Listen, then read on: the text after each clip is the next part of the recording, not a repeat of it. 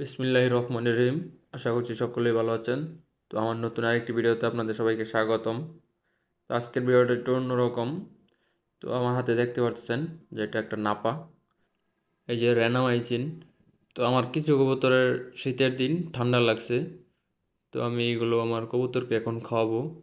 আর এইগুলো অবশ্যই আপনার কবুতর অনুযায়ী খাওয়াবেন।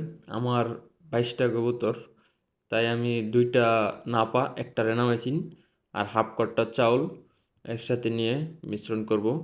তো এই যে আমি ওষুধগুলো দুটো একসাথেই গুঁড়া করে পেস্ট করে নিছি। তো এই যে চালের উপর দিয়ে দিলাম, আর চালগুলো অবশ্যই ভিজিয়ে নিতে হবে আগে। তো আমি চালগুলো আমার ভিজাই ছিল।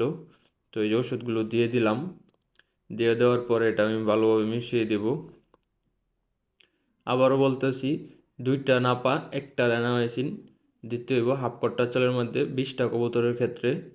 তো এই যে আমি ভালোভাবে মিশিয়ে দেবো এটা। আর অনেকেই তো জানেন যে আমার একটা সবজি মান্নর বাজার থেকে কিনে আনছিলাম। তো ওইটাও একটু অসুস্থ কিছুদিন যাবৎ। তো ওইটাকেও আমি খাওয়াবো।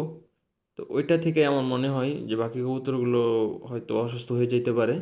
আর এই ওষুধ শুধু এই চালের সাথে যে খাওয়ানো যাবে যে তাই না, এটা আপনারা চাইলে পানির সাথে মিশিয়েও খাওয়াতে পারেন।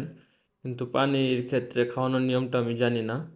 আর এই যে ওষুধগুলো খাওয়ানোর আগে আমি কবুতরের বাচ্চাগুলোকে আমি আটকে রাখছিলাম, মানে খোপ অফ করে রাখছিলাম, যাতে এই বড়গুলা, কবুতরের বাচ্চা কূপে থাকলে জানেনি তো ওদের মা বাবা খাওয়া দাওয়া করে নগদ, মানে সাথে সাথেই ওদের বাচ্চাদেরকে আসা খাওয়ানো শুরু করে।